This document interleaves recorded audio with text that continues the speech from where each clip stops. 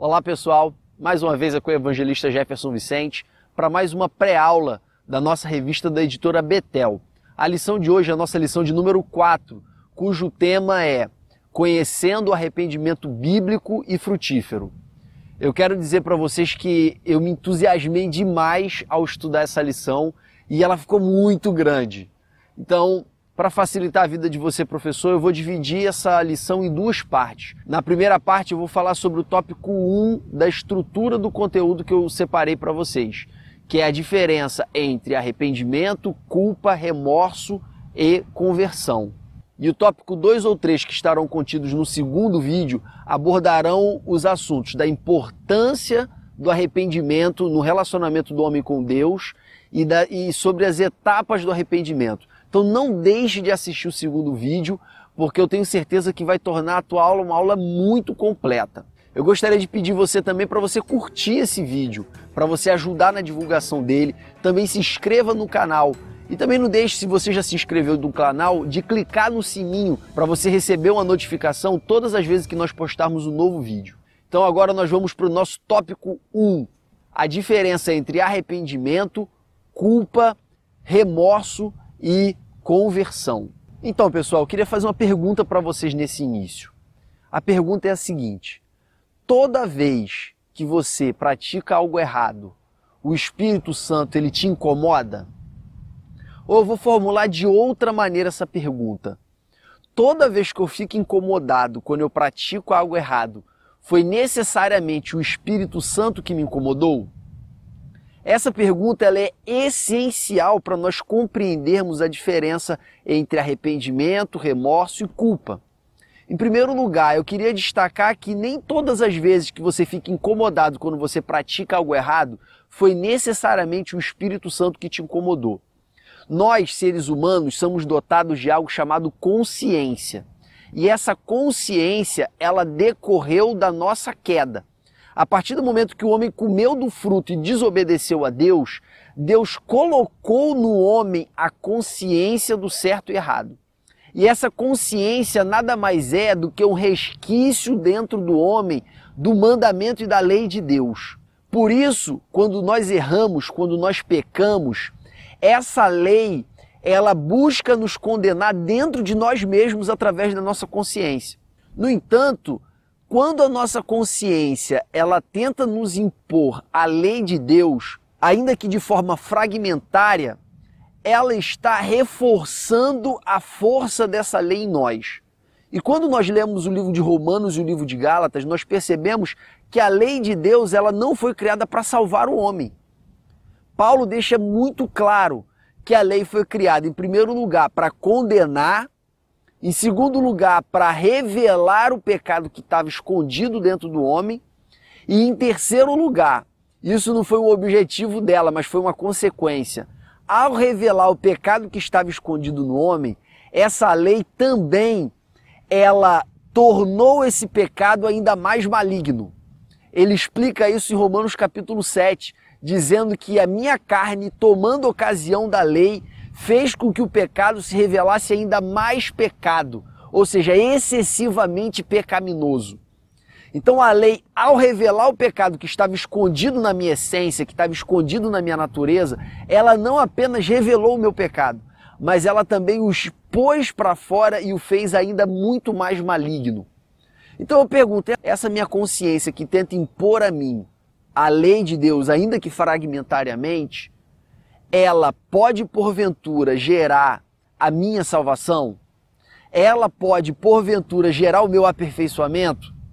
Se a lei ela faz justamente o oposto daquilo que a gente imagina que ela faça? É claro que não. Então, todas as vezes que a minha consciência me leva para a obediência da lei, a minha consciência está me levando para a morte, porque a letra mata. A lei mata. A lei foi criada para matar.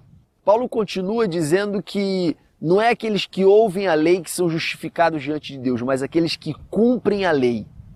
Porém, um pouco mais à frente ele diz que ninguém será justificado diante de Deus pelas obras da lei. Então Paulo está se contradizendo? Não. Paulo está dizendo que se você cumprir toda a lei, cumprir todo o mandamento, você vai ser santo. O problema é que você não consegue.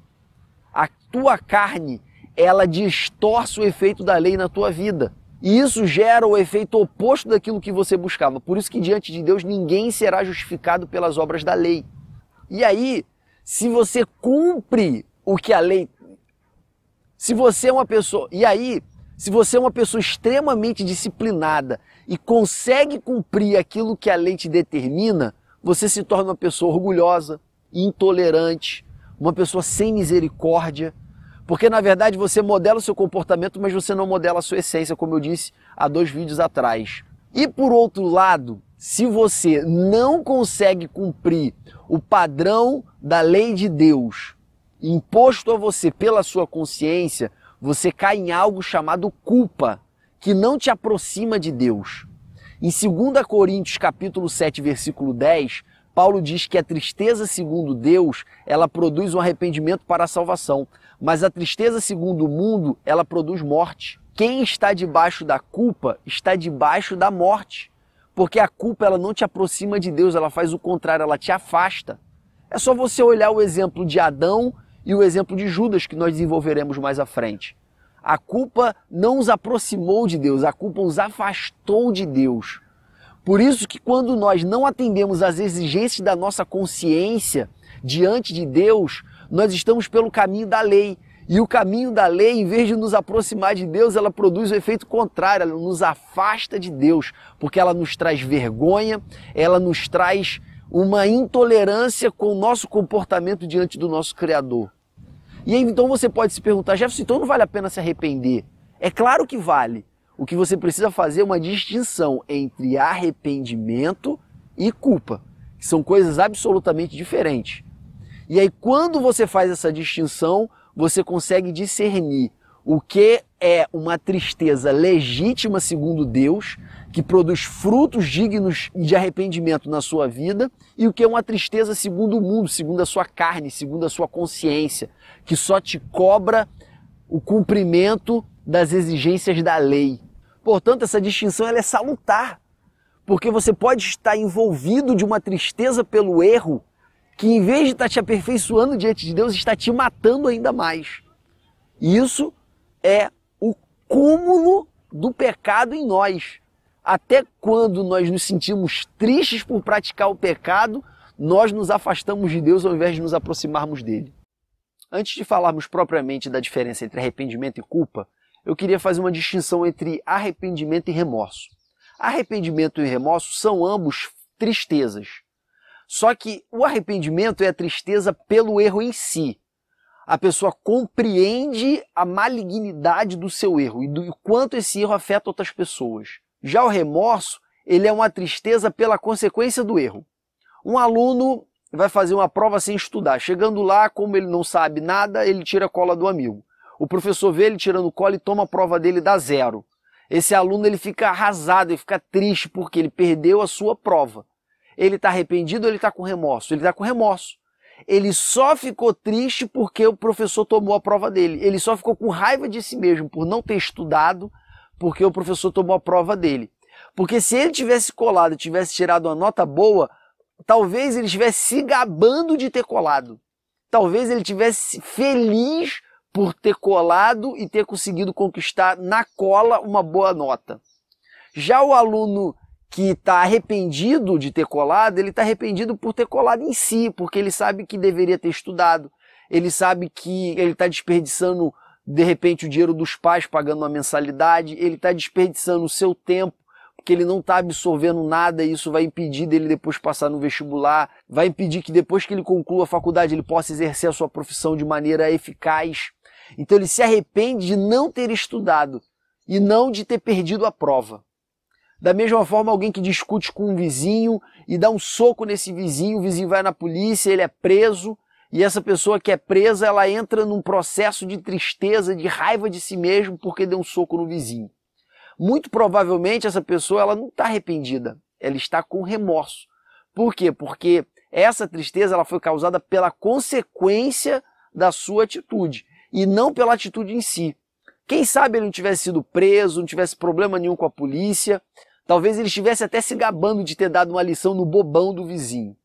Então, o arrependimento ele é causado pela consciência do erro. O remorso, ele é causado pela consequência do erro.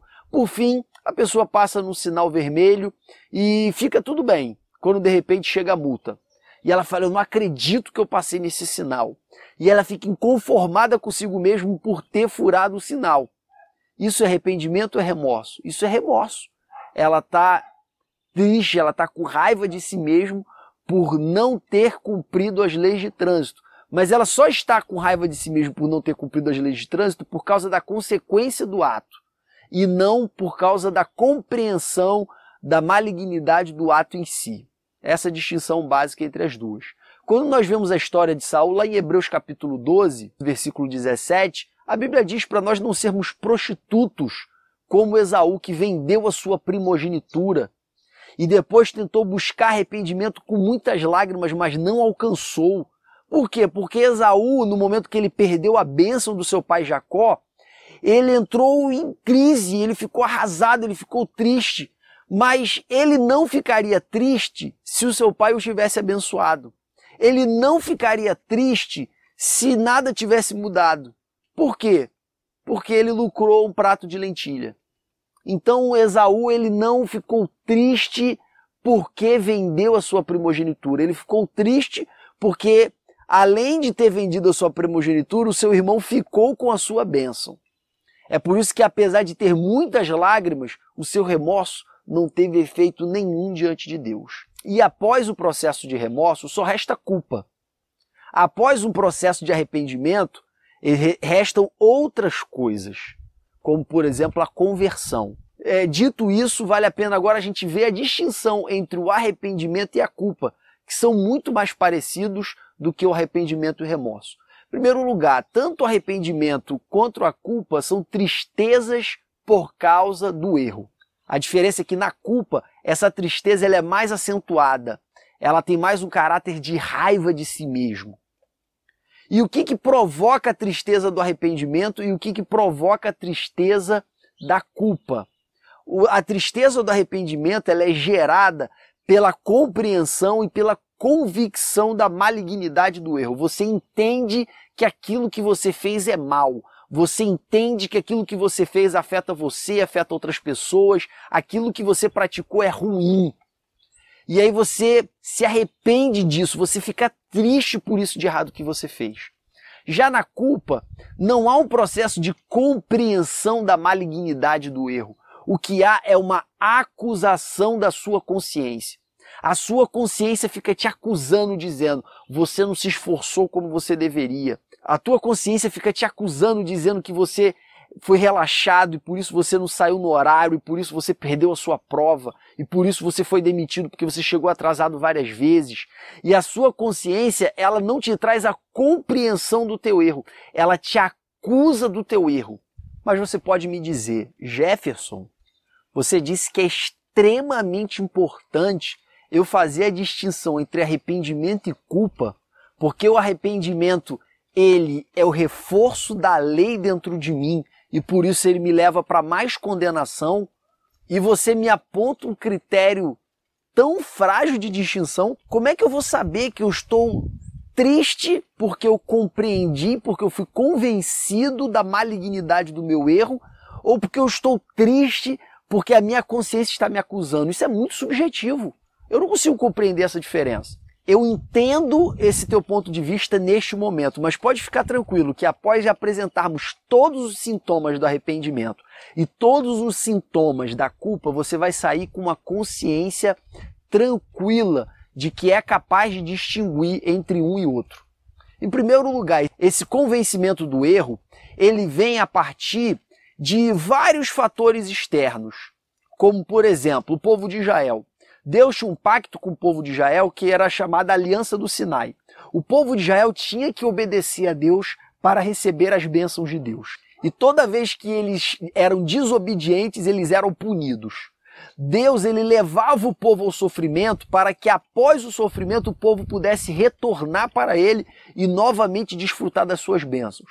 Então o sofrimento era o instrumento de Deus para induzir o povo a compreender que eles estavam debaixo da maldição da desobediência. Da mesma forma, o filho pródigo, ele só compreendeu o quanto ele foi indigno de ser filho do seu pai no momento em que ele estava passando fome e desejando comer o alimento dos porcos. Então o sofrimento, ele gera uma reflexão que gera uma compreensão da malignidade do seu próprio erro. Na sequência, nós podemos observar também que a profecia, a pregação, ela pode gerar essa compreensão da malignidade do seu erro. Nós vemos, por exemplo, a cidade de Nínive, que vivia no pecado, mas quando Jonas começou a pregar contra ela, quando Jonas começou a profetizar naquela cidade que ela seria subvertida por Deus, aquele povo se vestiu de pano de saco, colocou cinza sobre sua cabeça e se arrependeu de todo o coração diante de Deus. E eles foram poupados por causa dessa iniciativa. Então a profecia, ela gera essa compreensão e ela gera essa tristeza que é segundo Deus, chamado de arrependimento.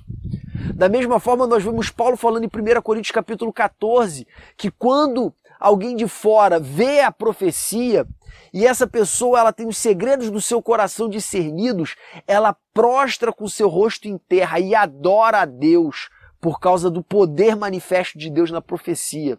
Então a profecia ela tem esse poder de discernir os corações, de revelar os corações. E a partir do momento que o coração é revelado e a pessoa compreende a malignidade do seu erro, ela pode se prostrar, se humilhar e se quebrantar diante de Deus. Outro fator que pode causar essa compreensão é a própria glória de Deus. Isaías, do capítulo 1 a 5, ele proclama: ai de Jerusalém, ai de Samaria, ai da Judéia, ai de Amon, ai de Moabe, ai do Egito, ai de Babilônia, ai de todo mundo. Mas no capítulo 6, quando ele vê a glória de Deus, ele diz: ai de mim que pereço, porque sou um homem de lábios impuros e habito no meio de um povo de impuros lábios. Quando ele vê a glória de Deus, ele compreende a malignidade da sua própria natureza. E aí ele consegue se arrepender e enxergar o que antes para ele era invisível. Então a glória de Deus, ela tem esse poder de nos constranger. A santidade de Deus, ela tem esse poder de nos fazer compreender o quanto nós somos pecadores. Só que no Novo Testamento, todos esses três fatores que eu citei, e talvez existam outros, são apenas acessórios depois do advento do Espírito Santo. Lá em João capítulo 16, versículo 8, diz que o Espírito veio para nos convencer do pecado. Então o papel primordial de nos fazer compreender a malignidade do nosso erro já não está mais no sofrimento, apesar de Deus ainda utilizá-lo. No Novo Testamento há uma mudança de paradigma. A partir do momento que o Espírito Santo chega, ele assume essa função principal de convencer o homem do pecado. Como está escrito lá em João capítulo 16, versículo 8, que o Espírito ele nos convencerá do pecado. Então essa revelação da malignidade, do pecado e do erro, ela é manifesta através da ação do Espírito Santo em nós. Deus não abandonou os outros métodos de nos trazer essa compreensão, mas a compreensão primordial ela é trazida pelo Espírito, porque ele também discerne os corações, ele discerne o nosso espírito. Então, ainda que hajam pecados que estejam entranhados no nosso próprio espírito, que estejam tão profundos dentro de nós, que nem vêm à luz da nossa consciência, porque são pecados tão interiorizados que estão no nosso inconsciente, o Espírito ele tem esse poder de nos revelar esse pecado que está escondido até a nós mesmos. É o que acontece com o orgulhoso que não sabe que é orgulhoso, quem está em volta vê, mas ele próprio não consegue enxergar. É o invejoso que não enxerga que é invejoso, é o egoísta, egocêntrico, que não enxerga que é egoísta, é o avarento que não enxerga que é o avarento. Todos esses pecados que estão relacionados com a nossa natureza e não apenas com o nosso comportamento, são pecados de difícil observação, de difícil discernimento. Como é que uma mãe vai discernir por si própria que o amor que ela tem pelo seu filho não é amor, é idolatria? Então são pecados que estão dentro de nós que só o Espírito para trazer à tona, só o Espírito para revelar. E essa é a função primordial do Espírito. E eu não posso confundir a função primordial do Espírito com a função de Satanás. Lá em Apocalipse capítulo 12, versículo 10, a Bíblia chama Satanás de o acusador, que acusa os homens de dia e de noite. Eu não posso confundir os dois papéis. O Espírito, ele me convence de que algo que eu faço de errado é errado. Ele diz para mim, Jefferson, isso que você está fazendo, você está motivado pelo orgulho e não pelo zelo.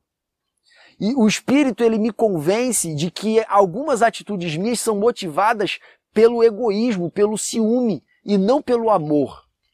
Essa é a função do Espírito, me revelar que aquele ato que eu pratico é pecaminoso. Já Satanás, ele não tem por objetivo te revelar e te fazer compreender a malignidade do teu pecado. Ele não quer te convencer, ele quer te acusar. Ele quer ativar a tua consciência para a tua consciência ficar lamentando o quanto você falhou, ficar lamentando o quanto você errou, ficar lamentando o quanto você foi displicente. Logo, eu posso concluir que o arrependimento é primordialmente uma obra do Espírito, que me convence do pecado. Já a acusação é obra primordialmente provocada por Satanás.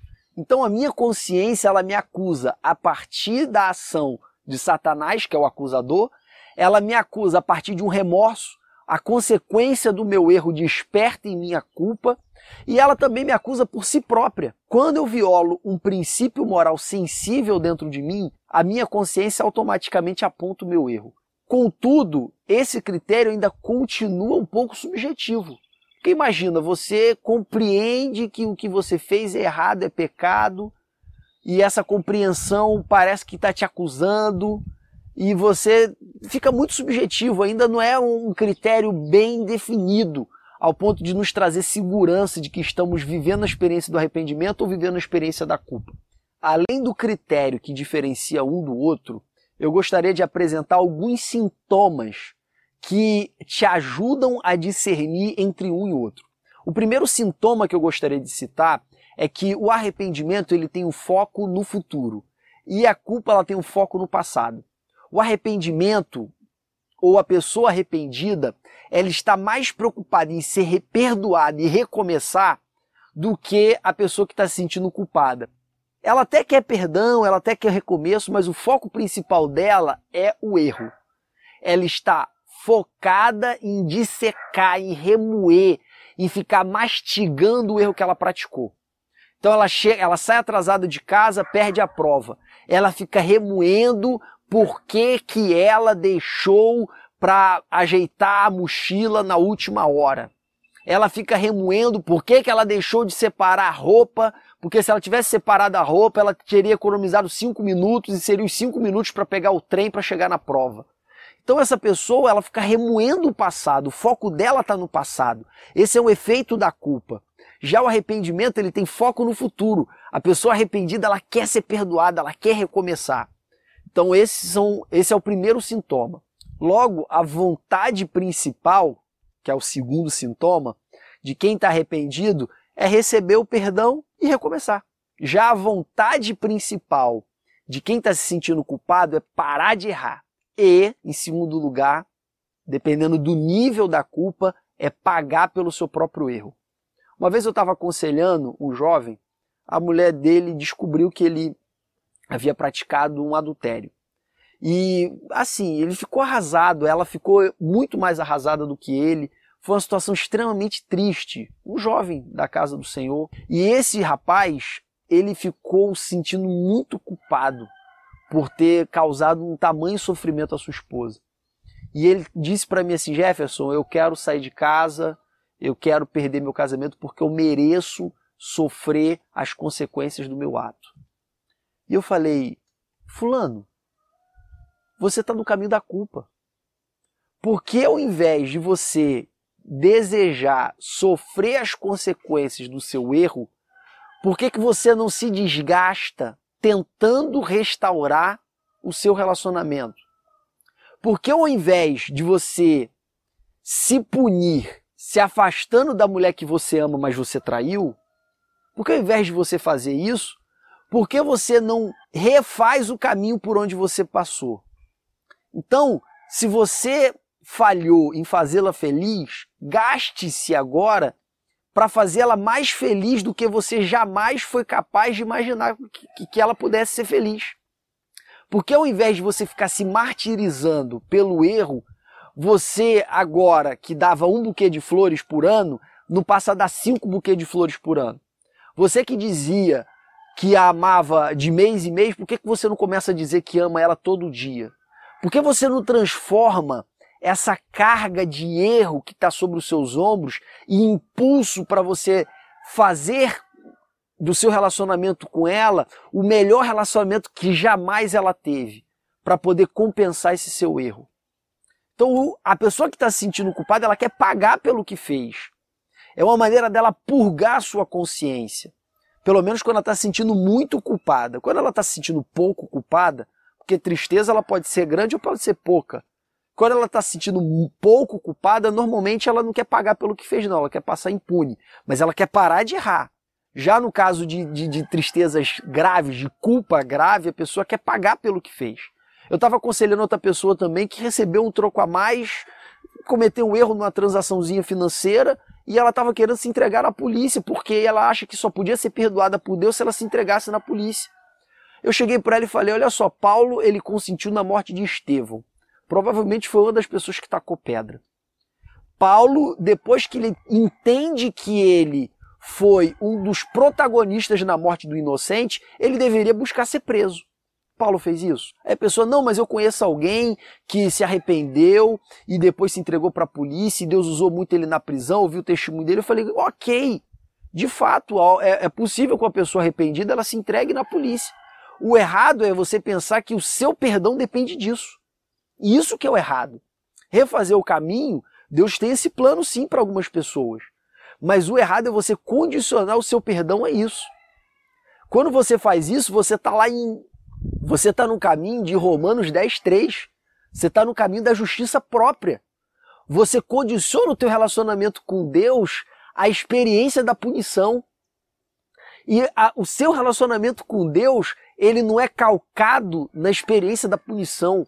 Ele é calcado na experiência da punição do teu substituto, que foi Jesus, que morreu na cruz no teu lugar. Deus não te olha como justo porque ele te puniu por causa do teu pecado. Deus te olha como justo porque ele puniu o seu próprio filho no seu lugar. E condicionar a sua punição ao seu relacionamento com Deus é desprezar o sacrifício de Cristo, é buscar justiça própria, como Israel fez, como está descrito em Romanos capítulo 10, versículo 3. O terceiro sintoma que nos faz compreender a distinção entre arrependimento e culpa é o impulso para a ação. O arrependido, ele é impulsionado pela sua tristeza para agir. E esse agir, eu estou falando de 3 coisas: confissão, reparação e restauração. A pessoa verdadeiramente arrependida, ela quer confessar o seu erro. 2, ela quer, quando possível, reparar o seu erro. E 3, ela quer recomeçar o seu relacionamento. Ela quer ter uma segunda chance. Ela quer começar de novo. Lembrando aqui que essa reparação do erro, ela não se confunde com o terceiro sintoma da culpa, que é pagar pelo erro.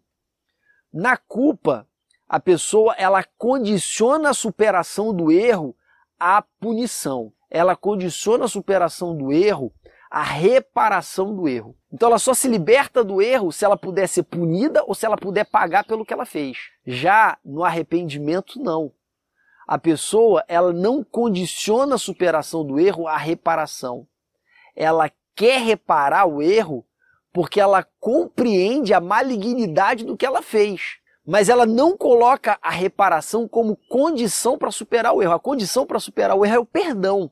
Note que há uma distinção essencial entre as duas coisas. Note que quando Judas ele trai o Senhor, ele se comporta de maneira completamente diferente de Pedro.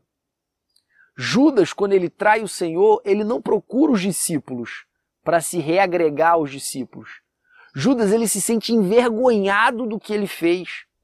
E ele foge dos discípulos. Judas não tem relato dele procurando o túmulo de Jesus.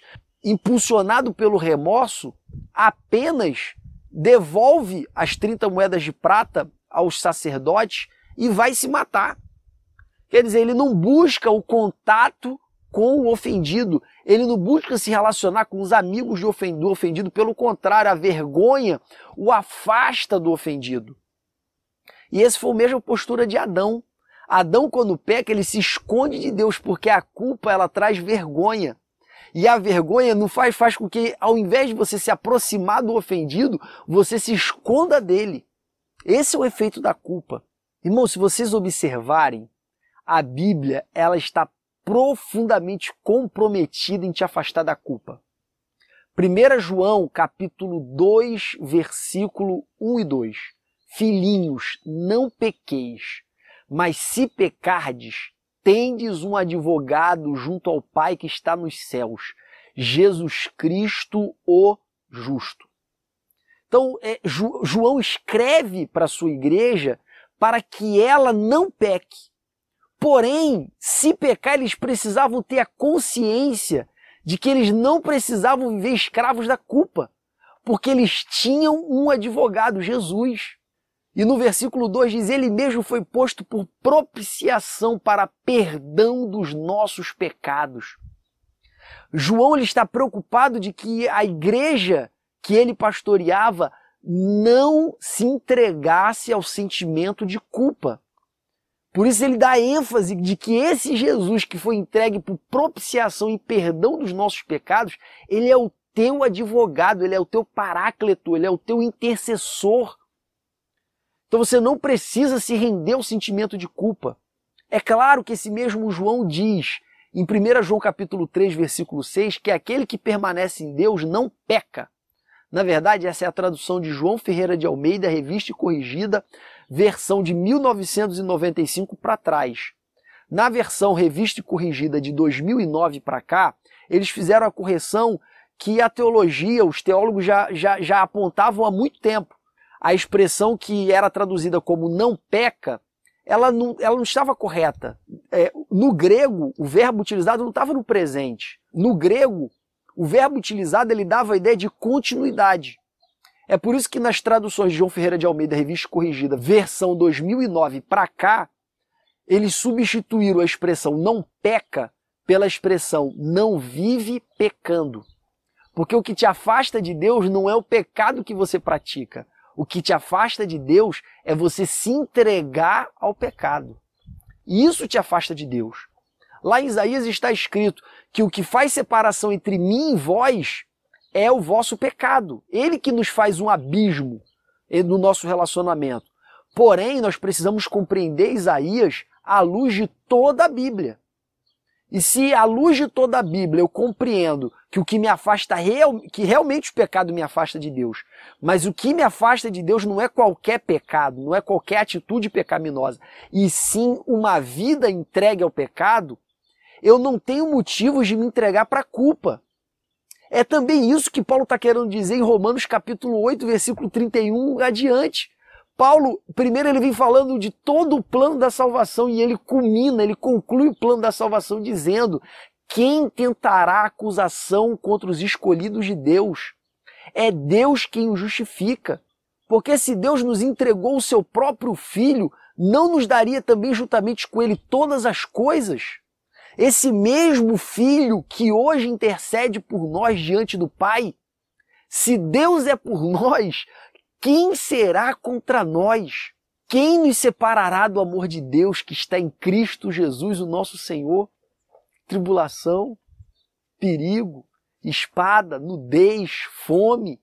Como está escrito, por ele fomos entregados à morte todos os dias. Nós fomos levados como ovelhas ao matadouro. Portanto, em todas essas coisas somos mais do que vencedores por aquele que nos amou. Porque estou bem certo que nem a morte, nem a vida, nem os anjos, nem os principados, nem as potestades, nem nenhuma outra criatura poderá nos separar do amor de Deus que está em Cristo Jesus, o nosso Senhor.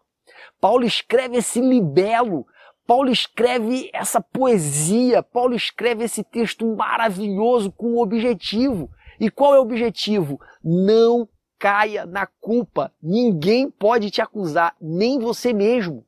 O arrependido, ele é impulsionado para ir até o ofendido. O culpado, ele é impulsionado a se afastar do ofendido. É por isso que a culpa ela te escraviza no pecado. Qual é a fonte da tua purificação? Qual é a fonte da tua cura do teu defeito, do teu erro, do teu desvio de caráter? Não é Deus. Porém, uma pessoa que se sente culpada, em vez dela se aproximar de Deus para obter a cura e ser um servo melhor de Deus, ela faz o contrário. Ela se afasta de Deus. Eu fui líder de jovens durante algum tempo e eu dizia para os meus jovens o seguinte: o que vai te afastar de Deus não é o teu pecado. O que vai te afastar de Deus é a tua culpa. Porque a tua culpa te impede de orar, a tua culpa te impede de adorar. Enquanto menos você ora, quanto menos você adora, quanto menos você busca Deus, mais fraco você fica e mais entregue ao pecado você é. Então aquilo que aparentemente deveria me levar para Deus, que é a culpa, na verdade me afasta dele, me paralisa diante de Deus. Sexto sintoma, o arrependimento reage bem diante da graça. Vamos ver um exemplo? Jesus, ele entra na casa de Zaqueu. Zaqueu, ele se sente tão agraciado pelo ato de Jesus que ele se arrepende completamente dos seus pecados. Jesus está na casa de Simão, fariseu, lá em Lucas capítulo 7. Uma mulher, ao saber que Jesus está na cidade dela, uma mulher pecadora, o que ela faz? Ela pega o seu unguento, o seu perfume mais caro e leva para derramar sobre Jesus. E sem falar nada, ela ajoelha-se aos pés de Jesus e começa a chorar aos seus pés. Ela se humilha, ela se quebranta só pelo privilégio de Jesus estar próximo da casa dela. E aí quando os fariseus que estão à mesa com Jesus ficam indignados, Jesus fala assim: olha só, um homem devia 50, o outro devia 500. O credor perdoou os dois. Quem amará mais esse credor? O que devia 50 ou o que devia 500? Ah, o que devia 500, é claro. Da mesma forma essa mulher. A quem muito perdoou, muito amou. Eu cheguei aqui, vocês não lavaram os meus pés. Ela está lavando com as suas lágrimas e ela está enxugando com os seus cabelos. Quando eu cheguei aqui, vocês não me ungiram e ela me ungiu com esse perfume precioso. Então, quanto mais uma pessoa ela entra em contato com a graça, mais ela reage se arrependendo. Já a culpa, ela reage de maneira muito mais intensa diante da lei, diante da ordem, diante da proibição. E por último, o último sintoma, a culpa, ela se manifesta muito mais facilmente num coração meritocrata, num coração soberbo, num coração orgulhoso. É claro que a maioria das pessoas que são orgulhosas nem sabe que são orgulhosas. O sexto sintoma da culpa é que ela floresce muito mais no ambiente carregado de lei do que no ambiente carregado de graça.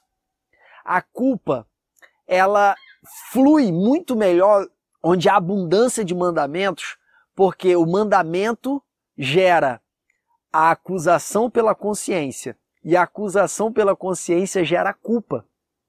É por isso que um ambiente legalista, um ambiente meritocrático é o ambiente perfeito para o florescimento da culpa. Só um milagre de Deus para nos fazer superar esse ciclo natural imposto a nós pela nossa queda, pela nossa carne diante da lei de Deus.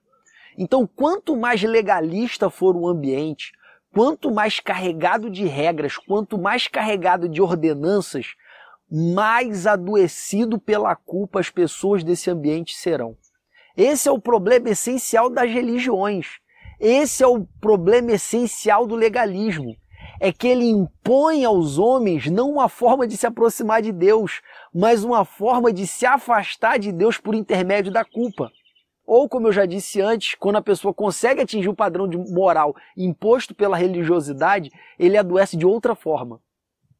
Logo, é impossível que um ambiente carregado de legalidade seja um ambiente saudável. E, por fim, o sétimo e último sintoma que eu separei. O arrependimento, ele floresce muito mais num coração humilde do que num coração orgulhoso e meritocrata. Por que o coração humilde? Por que o pobre de espírito, ele é muito mais sujeito ao arrependimento? Porque o pobre de espírito, ele já se sente tão longe de Deus, que qualquer migalha que caia da mão de Deus, da mesa de Deus para ele, é uma graça extraordinária.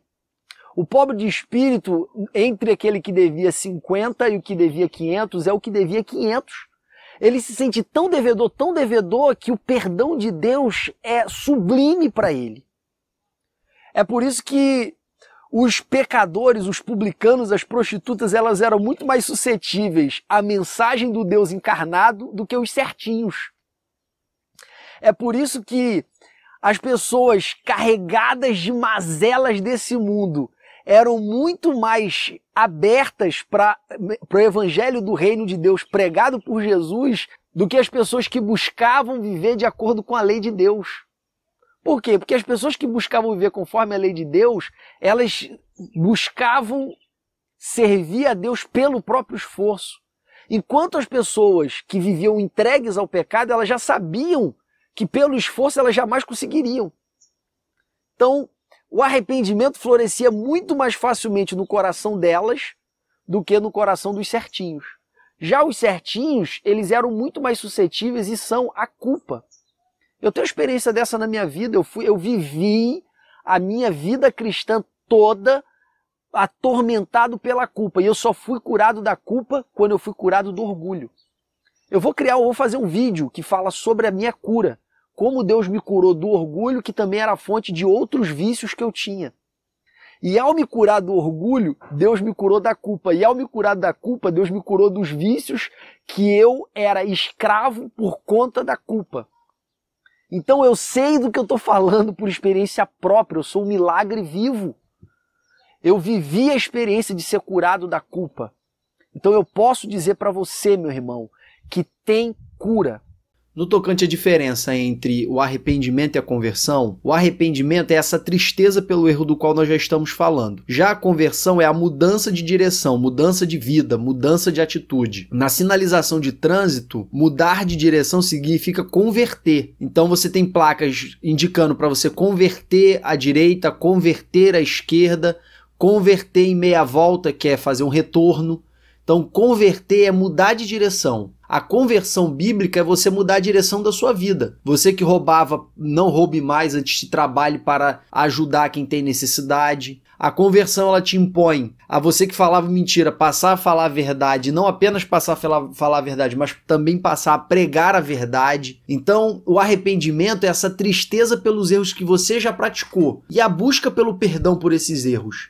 E a conversão, ela é a consequência do arrependimento. Assim como a culpa é a consequência do remorso, a conversão é a consequência do arrependimento. E quando eu falei com vocês acerca dos sintomas que diferenciam o arrependimento da culpa, eu mencionei como segundo sintoma que a vontade principal da pessoa arrependida era ser perdoada e recomeçar. Enquanto a vontade principal da pessoa que se sentia culpada era parar de errar, se ela estava preso num vício ou preso numa continuidade de erros, e em segundo lugar, ser punida pelo erro que ela já praticou, se de repente ela interrompeu esse ciclo de erros que ela estava cometendo. O arrependido indubitavelmente se converte para não ferir novamente o seu Deus, a sua esposa, o seu amigo, o seu irmão. Já o culpado, ele tem como objetivo principal parar de errar porque ele não quer mais ser condenado. Esse é um processo inconsciente de autoproteção, muito mais do que uma busca de proteção ao outro em relação a você mesmo. E essa conversão, ela é apresentada na Bíblia tanto de maneira distinta do arrependimento, como em Atos capítulo 3, versículo 19, em Atos capítulo 26, versículo 20, como também ela se apresenta de maneira meio que imbricada com arrependimento. É como se conversão e arrependimento em algumas passagens bíblicas fossem a mesma coisa, porque com efeito o arrependimento, ele sempre é sucedido da conversão quando o arrependimento é genuíno. E a conversão, ela é sempre precedida do arrependimento. Então, às vezes, a Bíblia fala de um se referindo ao outro ao mesmo tempo. Como, por exemplo, Deus fala lá em 2 Crônicas, capítulo 7, versículo 14. Se o meu povo que se chama pelo meu nome se humilhar e orar e buscar a minha face e se converter dos seus maus caminhos, quando Deus fala isso, ele está incluindo ali no se humilhar e orar e buscar a minha face, ele está falando do arrependimento. E ele culmina o arrependimento com a conversão, que é a mudança de vida, a mudança de atitude. Então, às vezes, a Bíblia coloca os dois juntos. E se você quiser assistir a parte 2 dessa aula e quiser ter uma compreensão completa acerca da teologia do arrependimento, clique no link do vídeo que aparece aqui embaixo. Que Deus te abençoe em nome de Jesus. Amém.